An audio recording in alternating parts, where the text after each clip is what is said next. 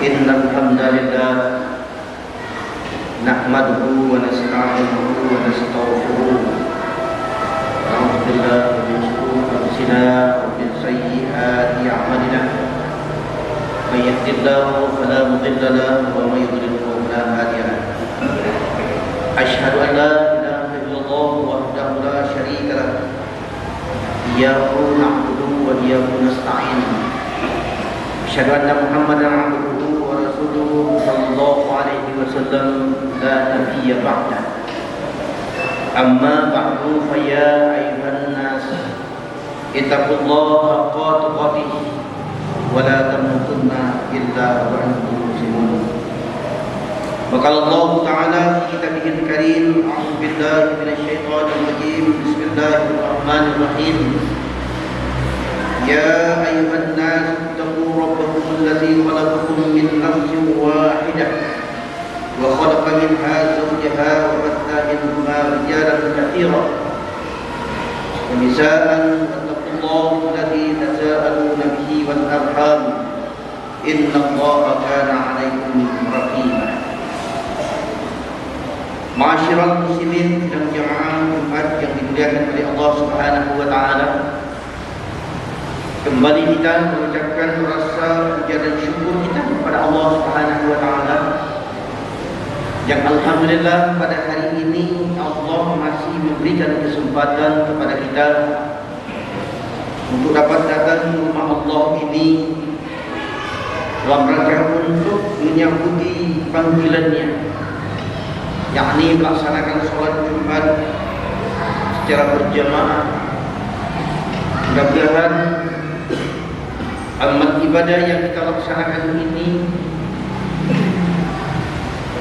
dengan niat yang ikhlas lillahi ta'ala, Allah akan menerima sebagai ibadah yang makbul.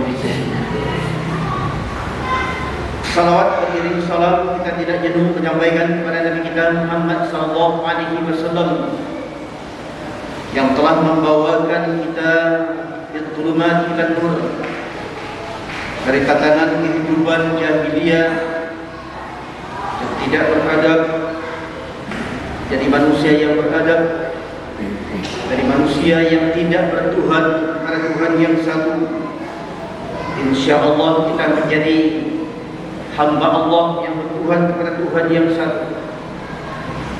Karena itu kita lalu mengucapkan sallallahu alaihi wasallam kepada beliau, kepada keluarganya, kepada sahabat-sahabatnya, kepada tabi'in dan tabi'in, dan sampai kepada kita yang mengikut setia beliau sampai akhir zaman insyaallah. Ma'asyiral muslimin sidang jamaah yang dimuliakan oleh Allah Subhanahu wa taala, pada Jumat kali ini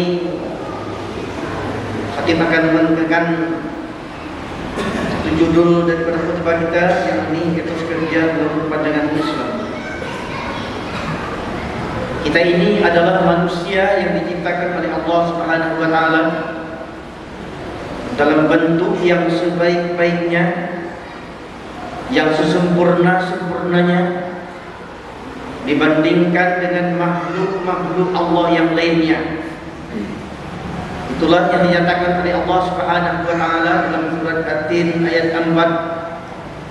Bismillahirrahmanirrahim. Laqad khalaqnal insana fi ahsani taqwim. Sungguh kami telah menciptakan manusia dalam bentuk yang sebaik-baiknya. Ma'asyiral muslimin sidang jamaah yang dimuliakan oleh Allah Subhanahu wa taala, kita diciptakan oleh Allah Subhanahu wa taala, tujuannya hanya satu, adalah untuk menghambakan diri kita, untuk kita mengabdi kepadanya, untuk kita menyembah kepadanya. Wa ma umiru illa liya'budullaha mukhlishina lahuddin. Ma'asyiral muslimin sidang jamaah yang dimuliakan oleh Allah Subhanahu wa taala, manusia sebagai ciptaan Allah di alam nyata ini mempunyai motivasi atau tujuan yang saling berbeda antara satu dengan yang lainnya. Namun secara garis besar, keinginan manusia di muka bumi Allah ini dapat dibagi kepada dua bahagian. Yang pertama adalah manusia yang hanya menginginkan, yang meminta hanya kebahagiaan, kesenangan di atas dunia ini. Mereka tidak mengharapkan adanya kesenangan setelah mereka meninggalkan dunia ini, karena mereka menganggap itu adalah suatu hal yang mustahil, dan mereka bekerja dengan sungguh-sungguh. Mereka berusaha dengan sekuat tenaga agar mereka mendapatkan kebahagiaan itu selama mereka di atas dunia ini. Mereka untuk mendapatkan sesuatu itu. Itulah yang dinyatakan oleh Allah Subhanahu wa taala dalam surat Al-Baqarah ayat 200. Allah mengatakan, "Faminan nasi may yaqulu rabbana atina fid dunya wa ma lahu fil akhirati minal khalaq." Maka di antara manusia ada yang berdoa, "Ya Tuhan kami, berikanlah kepada kami kebaikan di dunia, dan di akhirat dia tidak memperoleh kebahagiaan apa." Hadirin sidang jamaah yang dimuliakan oleh Allah Subhanahu wa taala, pikiran manusia yang dinyatakan Allah di atas adalah orang-orang yang tidak meyakini adanya kehidupan dan kebahagiaan di akhirat kelak. Setelah mereka meninggalkan dunia yang fana ini, karena mereka menganggap bahwa kehidupan akhirat itu merupakan hal yang abstrak, hal yang tidak konkret dan tidak nyata, dan mustahil itu akan adanya. Mereka menganggap bahwa dunia inilah tumpuan harapan dari segala-galanya, dan mereka tidak ingin dan tidak mengharapkan setelah mereka kembali dari dunia yang fana. Ma'asyiral muslimin sidang jamaah yang dimuliakan oleh Allah Subhanahu wa taala, pandangan ini adalah pandangan kalangan orientalis, kalangan ateis, kalangan sekularis. Itulah pandangan-pandangan mereka. Hadirin, orang-orang yang sedemikian ini, orang-orang yang materialis, orang-orang yang mengharapkan dan hanya tujuan harapan mereka di dunia ini hanya materi untuk mendapatkan sebanyak-banyaknya, dan itulah tujuan mereka hidup di dunia ini. Jadi kita tidak heran orang-orang yang di kalangan yang bukan dari kita, mereka itu mendapatkan rezeki yang berlipat ganda, karena mereka itu adalah memang berikhtiar sekuat tenaga untuk mendapatkan itu, karena mereka anggap inilah satu-satunya dan tidak ada duanya untuk mendapatkan kebahagiaan hanya di dunia. Hadirin sidang jemaah yang dimuliakan oleh Allah Subhanahu wa taala. Tapi kalangan yang kedua adalah kalangan yang selalu mengharapkan dalam kehidupan yang nyata ini adanya kebahagiaan yang selaras, adanya kebahagiaan yang seimbang, adanya keseimbangan yang stabil, untuk mendapatkan kebahagiaan di dunia dan mendapatkan kebahagiaan kita di akhirat kelak. Kebahagiaan yang kita dapati di akhirat kelak ditentukan apa yang kita upayakan selama kita hidup di dunia ini. Kita tidak akan mendapatkan sesuatu apapun di akhirat kelak kalau juga kita tidak berikhtiar, kalau juga kita tidak bekerja keras untuk mendapatkan keseimbangan itu, untuk mendapatkan keselarasan hidup itu. Maka kita adalah selalu berdoa juga kepada Allah Subhanahu wa taala. Pada ayat selanjutnya, ayat 201, Allah mengatakan, "Wa minhum may yaqulu rabbana atina fid dunya hasanah wa fil akhirati hasanah wa qina adzabannar."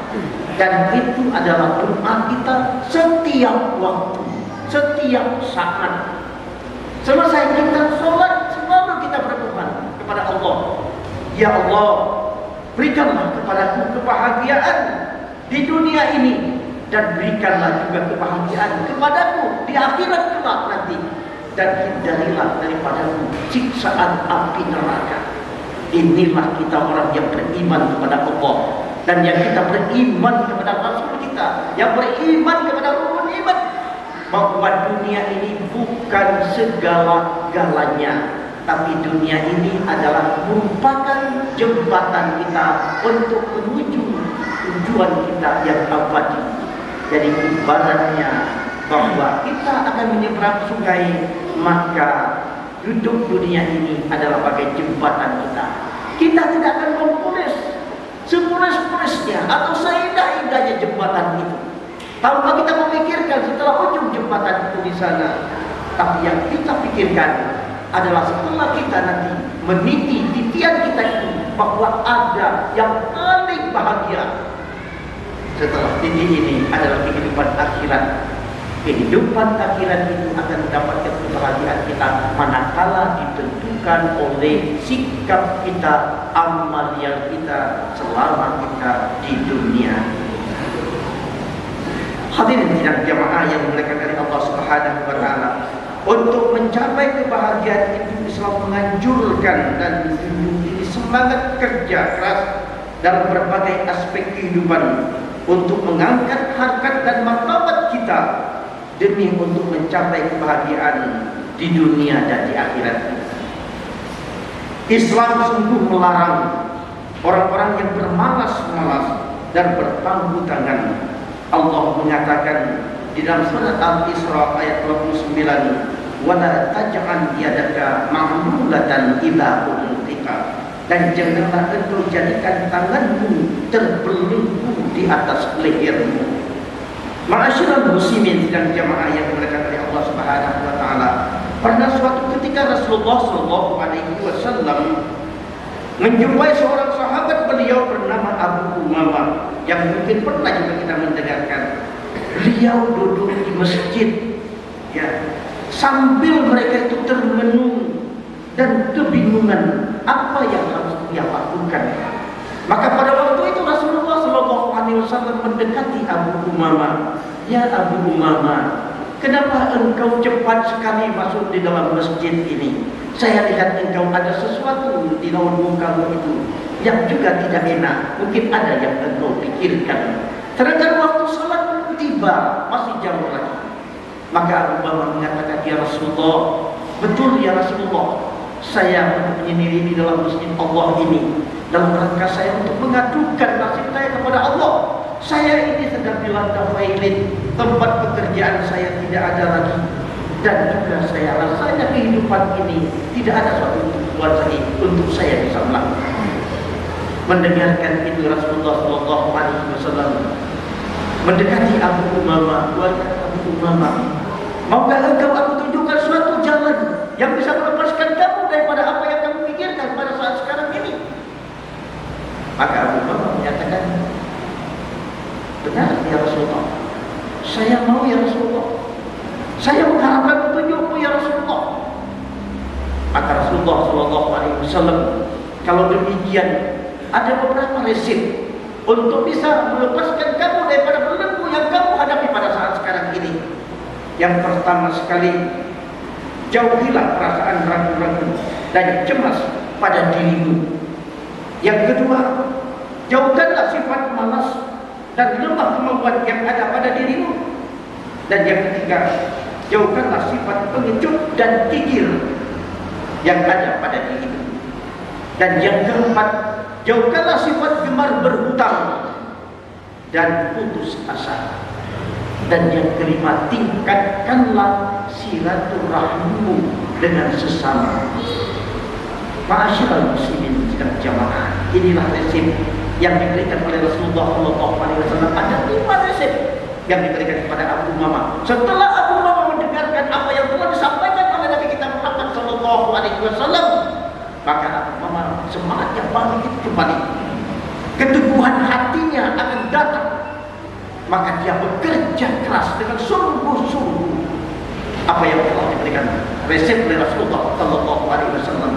Dan akhirnya bagaimana? Abu Umamah menjadi seorang usahawan, menjadi seorang yang banyak harta, yang akhirnya bisa dia membantu kepada masyarakat yang ada di sekitarnya, kepada keluarganya, malah kepada bangsa dan negaranya. Dia bisa untuk menyumbangkan daripada apa yang kita bilang. Hadirin dan jamaah yang dimuliakan Allah Subhanahu wa taala. Dengan demikian, etos kerja mengurus pandangan Islam mempunyai antara lain, lakukanlah dengan kerja keras. Sikap kerja keras atau dengan kata lain etos kerja adalah menampakkan sikap yang mendasar dari perilaku seorang yang dapat dijadikan acuan dalam menggerakkan atau memotivasi baik pada diri sendiri maupun pada masyarakat dimanapun dia berada. Suatu usaha yang dibarengi dengan etos kerja yang terencana ada kalanya dapat juga mendukung dan mengangkat harkat martabat pada diri itu sendiri, tapi juga bisa juga menghancurkan daripada masa depan orang lain. Hadirin dan jamaah yang dimuliakan oleh Allah Subhanahu wa taala, dalam Al-Quran Allah telah mengingatkan kepada kita kalimat yang berhubungan dengan amal soleh. Hampir 412 kali Allah menyuruh kepada hambanya agar selalu melakukan hubungan kepada Allah secara vertikal dan juga hubungan sesama manusia secara horizontal. Artinya hubungan kepada Allah harus kita jalankan dan harus kita tingkatkan, harus kita kuatkan, tapi hubungan di antara kita juga, hubungan kepada kita juga harus kita lakukan dengan secara maksimal. Kadang-kadang ada di antara kita ini hubungannya kepada Allah begitu bagus, salatnya nggak pernah tinggal, puasanya nggak pernah tinggal, zakatnya tidak pernah, dia tidak bayarkan, semuanya dia lakukan. Tapi ada satu penyakit yang ada dalam batinnya, dia suka menyepelekan orang lain, dia tidak suka untuk mengadakan hubungan dengan sesamanya, sehingga dia juga kadang-kadang dengan sifat yang demikian itu bisa terkucilkan. Hadirin tidak jamaah, maka inilah yang dikatakan oleh Allah Subhanahu wa taala, hablum minallah wa hablum minas, harus kita jalankan dengan segala. Ma'asyiral muslimin sidang jamaah yang dimuliakan oleh Allah Subhanahu wa taala. Yang kedua, pekerjaan itu yang bersifat produktif. Semua usaha atau pekerjaan yang dilakukan hendaknya yang bersifat produktif, artinya suatu usaha yang berdaya guna dan hasil guna, yang dapat mengangkat harkat dan martabat serta dapat melepaskan diri dari kemiskinan. Karena itu berusahalah sesuai dengan profesi kita, sesuai juga dengan ilmu yang ada kepada kita. Kullu ya'mal ala syakilati farqu a'lamu biman huwa ahda sabila. Katakanlah hai Muhammad, kata Allah, tiap-tiap orang berbuat menurut keadaannya masing-masing, maka Tuhan lebih mengetahui siapa yang lebih benar di jalannya. Ma'asyiral muslimin sidang jamaah yang dimuliakan oleh Allah Subhanahu wa taala, untuk mencapai produktivitas yang maksimal, setiap usaha yang kita lakukan apa saja itu adalah diperlukan adanya bimbingan, diperlukan adanya suatu penyuluhan. Kita perlukan juga ada ilmu yang harus memberikan kepada kita untuk bisa kita jalani, untuk bisa kita laksanakan. Kalau umpamanya seorang yang ahli pertanian, maka berikanlah ilmu pertanian itu kepada saudara-saudara kita yang ada di desa, yang mereka untuk bisa melakukan aktivitas mereka. Kalau kita mungkin seorang yang ahli memancing umpamanya, maka berikanlah ilmu itu kepada orang yang juga yang belum mampu untuk melakukannya atau yang tidak ada ilmu tentang pemancingan. Dan begitu juga masalah perdagangan dan lain-lain. Dan jangan ada di dalam hati kita sifat kikir ilmu. Orang tahu tapi dia tidak mau mengajarkan kepada orang lain, dia tidak mau memberikan petunjuk kepada orang lain. Takut nanti ilmunya akan pindah kepada orang lain dan usahanya akan bisa berkembang sehingga dia bisa menyaingi kepada dirinya sendiri. Itu adalah penyakit perdagangan yang juga terjadi di tengah-tengah umat manusia ini. Hadirin yang jamaah, dan yang ketiga adalah pekerjaan itu yang dapat maju kepada perubahan dan kemajuan, sebagaimana yang disebutkan di atas bahwa semua usaha yang dilakukan oleh umat manusia pada umumnya Dan umat Islam pada khususnya pada akhirnya diharapkan menjadi usaha yang dapat membawa suatu perubahan yang menuju kepada kemajuan, kesejahteraan, kedamaian, ketentraman lahirnya dan batinnya, baik pada dirinya maupun pada masyarakat sekitarnya. Allah tidak akan merubah keadaan suatu kaum manakala kaum itu sendiri tidak mau merubah yang ada pada dirinya. Inna Allah la yughayyiru ma biqaumin hatta yughayyiru ma bi anfusihim. Ma'asyiral muslimin sedang jemaah yang dimuliakan oleh Allah Subhanahu wa taala. Karena itu marilah kita tingkatkan ukhuwah kita kepada Allah Subhanahu wa taala dan juga di antara kita, dan marilah kita berusaha sesuai dengan kemampuan kita, dan marilah kita terus berdoa kepada Allah Subhanahu wa taala agar semua apa yang kita lakukan itu mendapat berkah daripada Allah Subhanahu wa taala. Karena ada juga harta yang banyak tapi tidak mendapatkan berkah daripada Allah Subhanahu wa taala.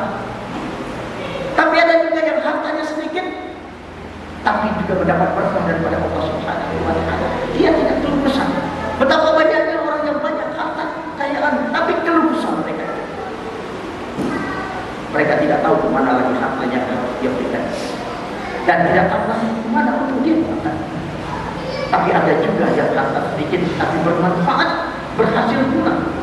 Kalau demikian bukan banyaknya yang diperlukan, tapi berkahnya yang harus kita tumbuhkan. Hadirin dan jemaah yang berkata Allah Subhanahu wa taala, sebentar lagi kita juga di hadapan kita ini ada satu umur yang paling besar bagi umat Islam kepada kita adalah untuk kita melaksanakan hari raya Kurban. Karena itu harta yang kita miliki, harta yang ada pada kita, marilah kita sisihkan untuk dapat kita berkurban hanya kepada Allah Subhanahu wa taala. Karena kurban dengan kurban berbeda. Kalau kurban tidak dikehendaki adanya, tapi kurban adalah mendekatkan diri kita kepada Allah Subhanahu wa taala untuk kita mendapatkan daripada petunjuknya, hidayahnya, makunannya, dan juga keberkahan daripada harta yang kita beri. Mudah-mudahan Allah akan memberikan kepada kita. Fakta dia ansar, la'allakum